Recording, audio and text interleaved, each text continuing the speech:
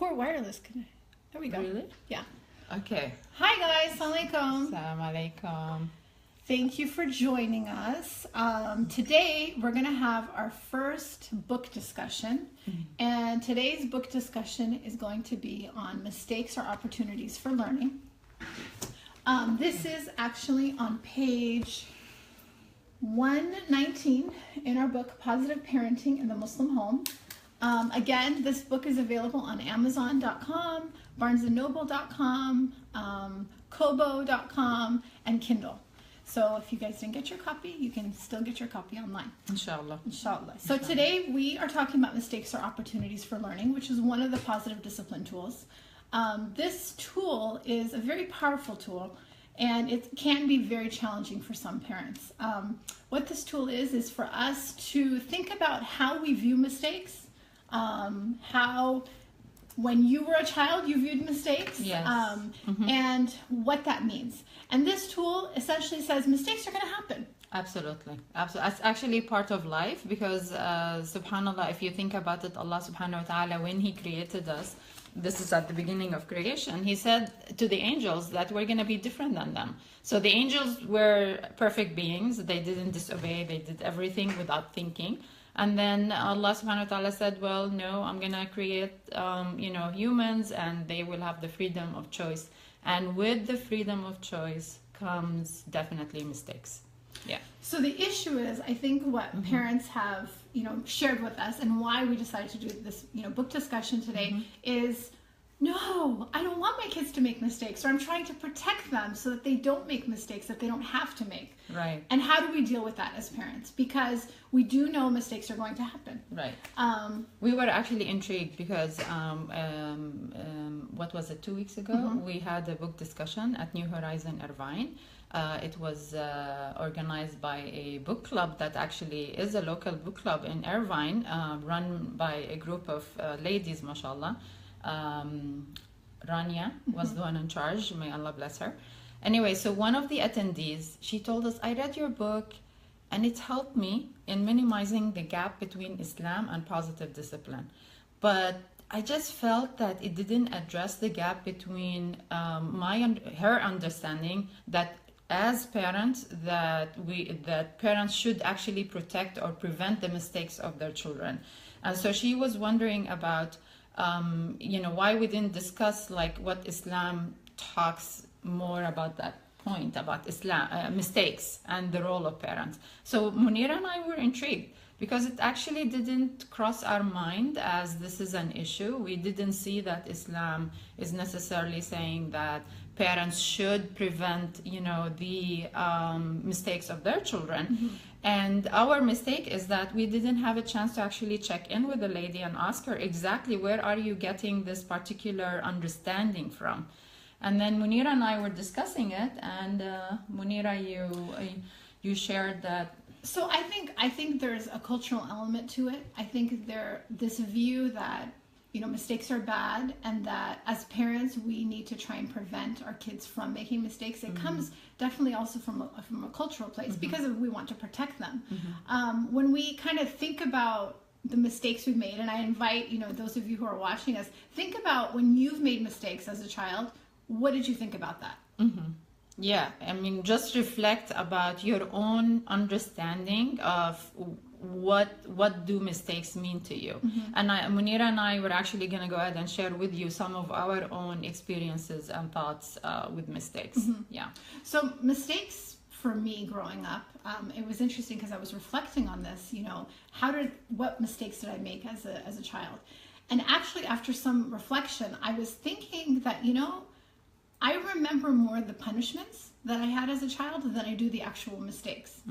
And that was because there was these like punishment consequences to making mistakes. However, if you asked me, what mistakes have you made? I know I made mistakes as a kid, but I really had a hard time kind of coming up with different examples. One example that came to my mind was when I was, I think, like 5 years old, and my mom had left an iron in our room, and little kid, you see your mom ironing, and I was of course curious, what does the iron do? And I remember that I probably had turned it on or something, and I ended up leaving an iron mark on the carpet. Oh my God, Munira. And it was like, oh my gosh, right? It was such a, that the, natural consequence would happen. And I just remember being like, oh my God, I didn't know that was going to happen. I mean, really, you think about it as a young child, you really don't know, what's going to happen. And I remember just like freaking out, right? Because I knew I was going to get in big trouble. But, I also reflect on the piece that the curiosity of a child, right? I mean, our kids are curious, and some things are very dangerous, right? Thank God I didn't get burned and all these different kinds of things. But I do remember, knowing, okay, this is not a toy.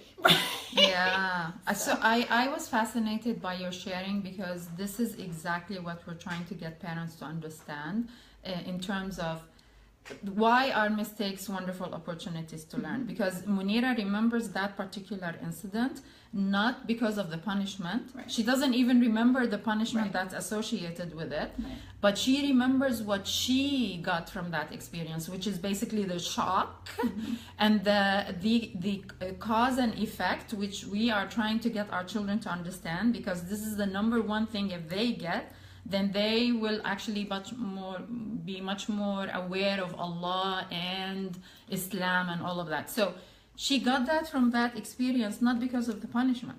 It was because of her own learning from that, particular, and that's the core message from mistakes are opportunities to learn. Because unfortunately, when parents interfere in situations where children make mistakes, Sorry, Munira and I are having our own share of technical difficulties. Anyway, so when parents actually interfere in terms of coming between the mistake that the child did, and they do some kind of punishment, and their goal from the punishment is to teach the child. But what happens is the child dwells on the punishment and forgets the lesson from the mistake. And that's what we're trying to highlight to you from this particular tool. So you had a different experience growing up. Yeah, I had a different experience. So I'm going to share two stories. The first that's really, very strong memory in my mind is the first time I lied. This is like the first time I kind of like recollect that I actually lied, intentional lie. So I was in 6th grade. And in our classroom, we actually had a library. So students from the class would bring books to this library. We borrowed them, we bring them back. So I borrowed a book from the library, took it home, read it, and then I don't know where I had the book. And anyway, my Habibi brother, he is so young at that time. And so naturally, very natural for him, for his age. So he took the book and he actually scribbled on the book. So I was horrified, okay, because the scribbling, and I'm like, okay, so what am I gonna do? So I decided to lie. So I pretended that I actually returned the book to the library, and when his owner asked me about it, I said, I returned it. I don't know what happened to it, okay? Now, what I remember from that experience is me particularly feeling this heaviness in my heart because of the lie. I wasn't comfortable with my lie at all. So nobody knew. Nobody knew this. It was only me and Allah subhanahu wa ta'ala. And I was reflecting to myself, why is it that the lie was so heavy in my heart? Because, a lot of kids lie, okay? And the theory I came up with was because most probably it was really safe in my own household not to lie. Yes, we could share mistakes and problems, but my parents were, okay, and we had open communication. So I wasn't used to get to lying, so I can get what I need. I was able to get what I need without lying. And that's why the lying in that particular instant, when I was in 6th grade, was very heavy for me. And I remember distinctly that was the moment that I was very intentional about never to lie again. And alhamdulillah, I believe, alhamdulillah, that I kept, this promise to myself. So in my household, mistakes were okay. It's true, my parents will be upset, but we weren't shamed and we were not punished for mistakes. It was more focused on what are we going to do about it, what are we going to learn from it, and so on. Another very, very clear, vivid memory that I have that was also very instrumental for me in, you know, dealing with mistakes. We were traveling, my family and I, we were traveling in Turkey. I was, you know, preteen maybe. And I remember, you know, going into the elevator with a group of people. And so I bumped into this lady, and I immediately, naturally, you know, said sorry. And then this lady kind of like looked back at me, and I don't remember what she said, but she was, you know, furious, and it seemed like, you know, she kind of like didn't accept my apology. So here I am in the elevator, and, you know, this lady is upset with me, and then, you know, we leave the elevator, and I'm feeling ashamed. I'm feeling, you know, ashamed. I'm feeling, you know, guilty. I'm feeling horrible about myself. So we leave the elevator, and then my mom, may Allah bless her, she turns to me and she says, Noha, you did your part. You bumped into her. You apologized. She didn't want to accept your apology. That's on her. You don't have to worry about it because you did what you can do. So I remember that distinctly, because sometimes, yes, we are going to be mistakes, and sometimes we are going to try and, you know, fix them or do something about them, but sometimes the other person is not going to be ready for that. But we need to really focus on our circle of responsibility and let them deal with their own circle of responsibility. So those of you who are just joining us, we're today having a book discussion about mistakes or opportunities for learning. If you have comments or you guys have any questions for us, please do write them in the message, and we'll try and address them. The book is available on Amazon.com. It's from Positive Parenting in the Muslim Home. And we share with you in there, you know, a story of how our kids actually learn from mistakes, and an example of something, you know, that they could be minor mistakes. I think sometimes we think of really major mistakes, but I do think it's the small mistakes that they make when they're younger, right? You know, when the toddler spills the water, do we, you know, humiliate them, berate them, you know, punish them?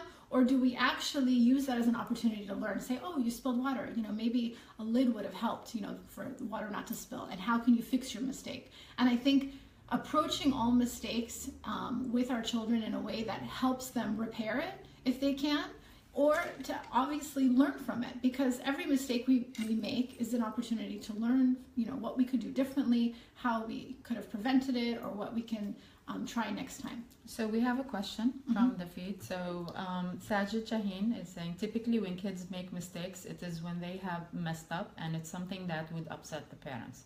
So my question is, should I feel anger, show disappointment? I feel that that becomes the deterrent for kids coming to tell me or sharing about their mistake. Excellent question. How we react. Excellent, right? Excellent question. So you wanna begin? Well, I think you know, really important point, because I think for those, especially if mistakes are hard for us to accept, even as adults, right? If we have a hard time dealing with mistakes and we react, you know, we are reactionary, then yeah, it's going to be difficult. And so, kind of, you know, I think it's very insightful, Sajid, that you realize, like, imagine if you had to go to your boss and he just flips out every single time, you know, you have to share a mistake. You're not going to want to go share as much, right? So yeah, I think the reaction that we are expecting, if it's safe or if it's going to be, you know, laced with guilt and blame, is going to impact whether we're going to want to share our mistakes, right? And I think that's what I said, as when our children are younger, toddlers and you know, elementary age children, if we're able to kind of hold it together, you know, be able to kind of contain our own emotion, really look at the big picture, that this mistake is not the end of the world. I mean, every mistake we can somehow use it as, okay, we're going to learn from it. Then we can hopefully approach it with a little bit more, you know, thoughtfulness. So let's give them some specific steps. Okay. So number one, actually one of the tools, one of the positive discipline tools is called the 4 R's of recovery. And what does it mean, the 4 R's? So the first R is to actually recognize that you made a mistake, or, you know, so, oops, I made a mistake. Second one is to regather, which is basically calm down take care of yourself and your needs. And the third one would be reconciling, which is I'm sorry, da da da da. The fourth step would be resolve, which is coming together to find a solution. So applying this with your children. Now, when they have made a mistake, and as Sajid, you're saying, there are situations when you're going to be furious. You're going to be angry. And so the first step is going to be for you as a parent to actually acknowledge that this is where you're at. And if you are furious and if you're angry, we always say in the classes that you have a flipped lid. So there is no point for you when you have flipped your lid to be talking and making sense to someone else or trying to fix the problem. So you need to begin with yourself by saying something, acknowledging to your child, I'm very angry right now. I'm very upset. So I'm gonna take time to calm down, but we are going to discuss this. So our first message to you, if you're recognizing you are in your flipped lid position, please take time to calm down before you address the situation. Let's assume it's a crisis. Okay, you have to act quickly, someone is gonna get hurt, right? So in that situation, you need to address the need of the situation immediately to prevent any hurt to anyone, whether you or the child or anyone. And then you address the problem or the mistake or what have you. Now, so after if you're calm, you haven't flipped your lid, then the next step would be to actually focus on understanding what is behind the mistake. I mean, why did it happen? Okay, and after that, to ask the question is very important. To ask the question, what have we learned from this? So me as a parent, what have I learned? You as a child, what have you learned? It's a very simple question, but if you get into the habit of asking this of your children, you're gonna get them to think. And honestly, this is how you actually get them to make a connection between cause and effect. And that's one of the best gifts you can give your children. Mm-hmm. Inshallah, bismillah. And you will find that as they get older, they'll automatically make those connections. Yes. They'll actually come to you with, this is what happened, this is what I learned from it, this is what I'm going to do differently. Like they'll have started that thinking process. Because you seeded it, because you planted that seed in them. Right. So this is how they're going to view situations now. It's not going to be, oh my God, I'm going to get in trouble. Right. How can I hide it? Right. It's going to be, okay, I made a mistake. I am accountable for my mistake. What can I do, to fix it? And what do I learn from it? Mm-hmm. And this is the personal responsibility that we're always talking about in positive discipline, is that if we want our kids to feel capable and to take personal responsibility for the choices they're making in their life, it happens through through the good and through the bad, right? And so if they're making choices, that they're going to also have the consequences. Again, it's not about abandoning your kids and just letting them just make mistakes. We have conversations, right? And we problem solve when we talk about how certain choices could lead to different scenarios, and what does that mean. But the reality is, I think why we're talking about this tool today is that it really is a paradigm shift, especially if you were raised in a family where mistakes were looked down upon and you feel shameful by mistakes. Then this tool is really going to be something that is going to require you to look at mistakes differently and to shift within yourself, as well as how you interact with your children regarding their mistakes. So we have Hiba Fadden saying, wonderful to hear, not that easy to practice. 100%. We agree. Okay, this is not easy. And Munira loves to emphasize whenever we're talking and addressing parents that, positive parenting is the parenting that takes more work. It's hard work. Yes, it's a lot of work, actually.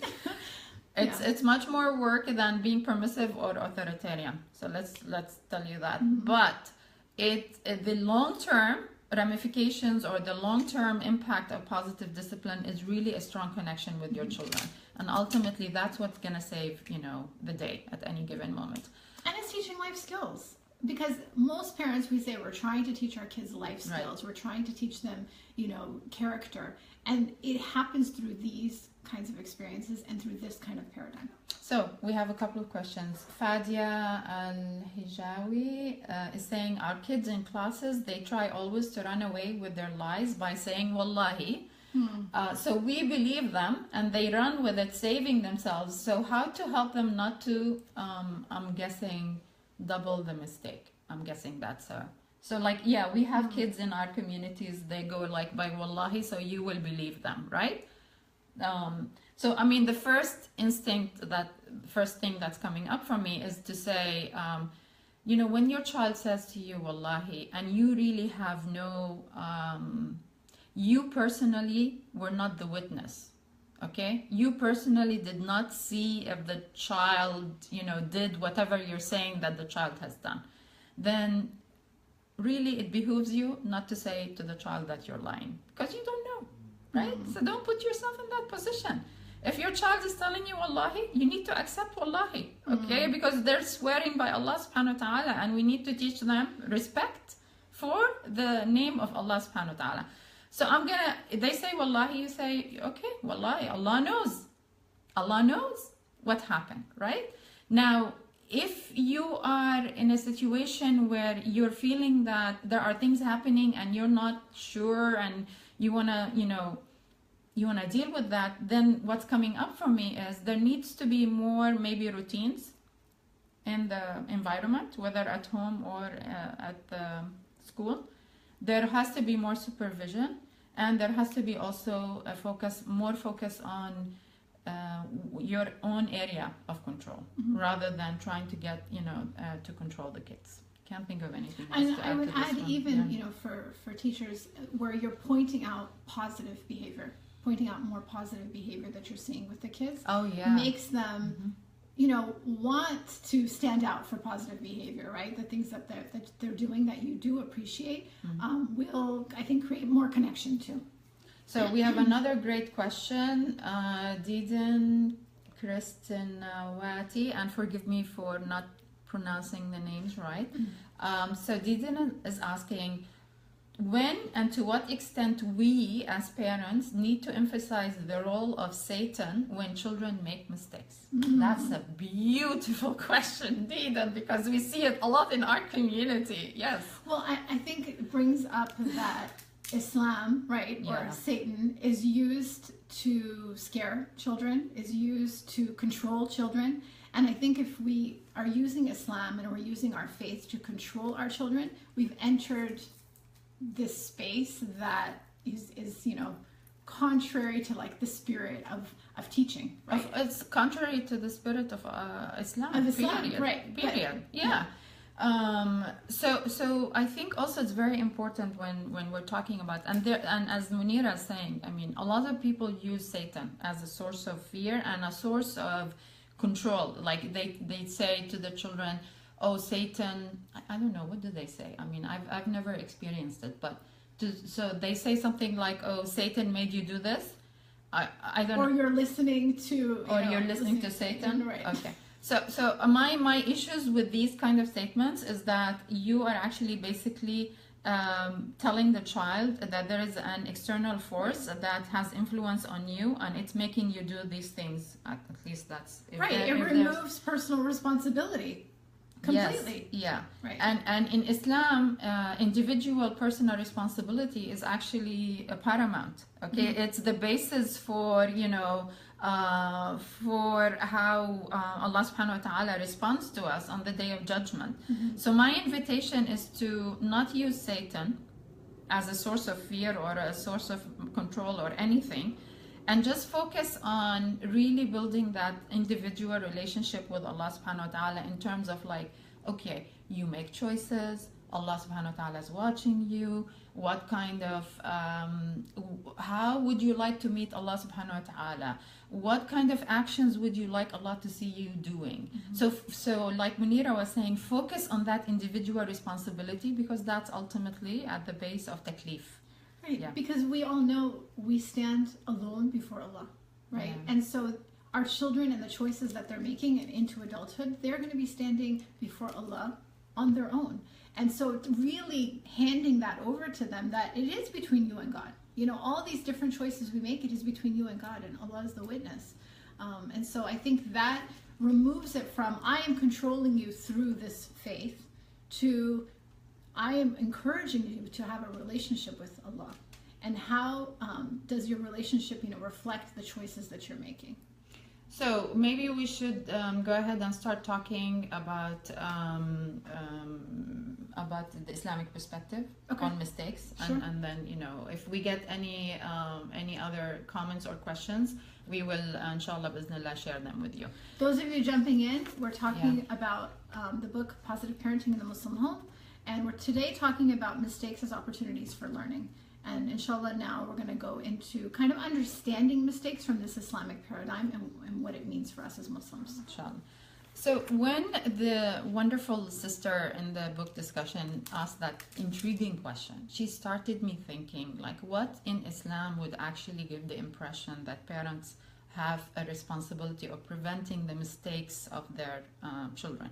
So the only ayah I could come up with was an ayah in Surah Al-Tahrim, which is Surah number 66 in the Quran, and it's ayah number 6, and it says, أعوذ بالله من الشيطان الرجيم يا أيها الذين آمنوا قوا أنفسكم وأهليكم نارا. And basically it translates into, O you who believe, protect yourselves and your families from the hellfire.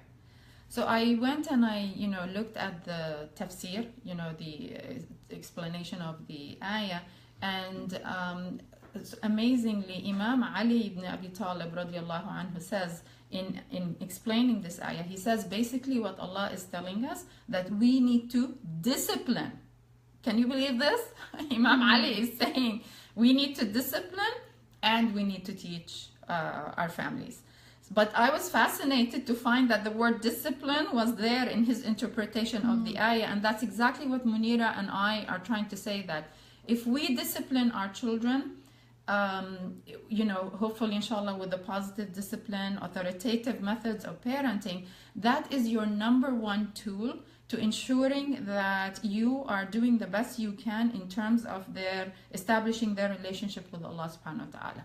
Because you have no idea how many children are alienated from Islam because of some really disruptive, dysfunctional parenting practices.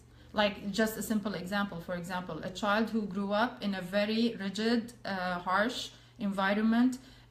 Father and mother are very keen on teaching Islam, but they were doing it through, punishment and through very difficult and, harsh ways, right?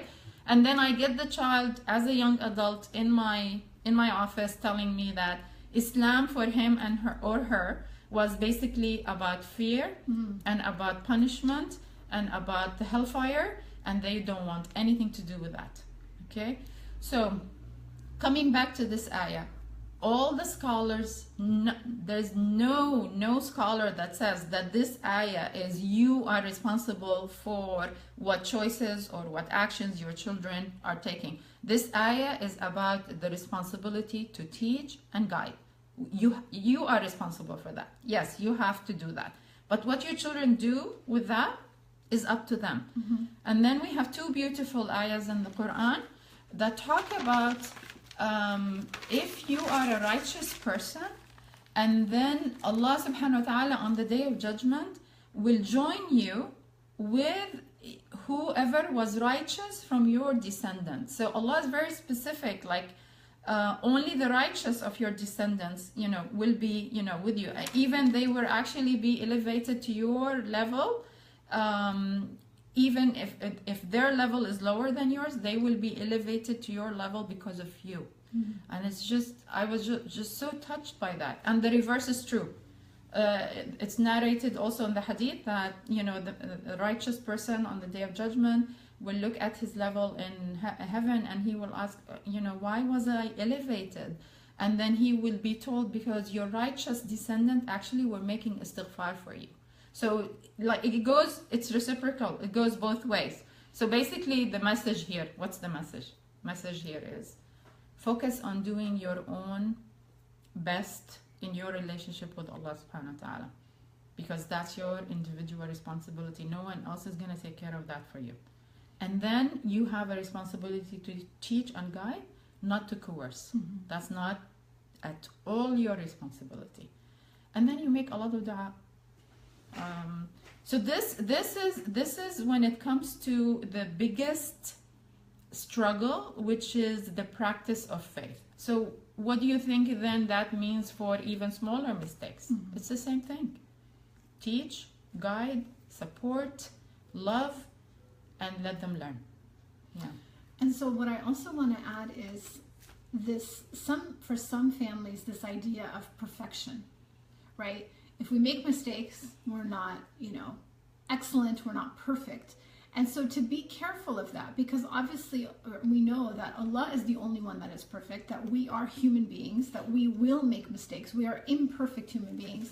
And that's part of our journey, part of our life experience. So robbing your children from that experience is not fair. We're setting them up for, only bad people, wrong people are making mistakes. No, we all make mistakes. We all make mistakes. We are not perfect people, but we are supposed to learn from that. We're supposed to have these experiences to grow, to develop, to, be better people. And that's part of what with us, within our homes, that we can help create that for them. Yes, inshallah. And so just to end also on the Islamic perspective of mistakes, just to remind you that the beautiful concept, وَلَا تَزِرُ وَازِرَةٌ وِزْرَ أُخْرَى, which translates into no soul is beholden for the sins of another, is mentioned 5 times in the Quran. The other thing is our Prophet, whom we hold very, very high, in our hearts and in our own esteem and in our own love, he was chastised in the Quran a couple of times at least because of the mistakes he made. So our Prophet made, and so the ones that come to mind is the mistake he did and it's mentioned in Surah Al-Tahrim when he took an oath of not eating any more honey, and you can research that story. But the surah is chastising him for forbidding something that is halal on him. And then the other one is when during the Meccan period, when he was so keen on spreading the dawah, and he would try and go to the leaders of Quraysh to talk to them, and when the blind man who was poor came to ask him about the message, he was so busy with the leaders than to address his needs. And then so the Quran is revealed in Surah Abasa to talk to him about that particular mistake. So the point is, our faith, like Munira was saying, is not about us being perfect. Our faith acknowledges and sees the mistakes we make as part of the taklif, as part of our responsibility in our journey towards Allah subhanahu wa ta'ala. So we are hoping that the message we're going to send our children from mistakes is going to be a message of why did it happen? How did it happen? What are we learning from this? And how can we move forward? And thank you guys for joining us today. I hope you found this beneficial, inshallah. Again, if you are interested in the book, Positive Parenting in the Muslim Home, it's available on Amazon.com, on Kindle, on BarnesandNoble.com, and as an ebook on Kobo.com. Yes, Jazakumullah khair for checking in and participating, and hopefully, inshallah, we will do another one in another month, maybe, if you guys inshallah. Want us to do this again. Yeah, inshallah. Inshallah. Assalamu alaikum.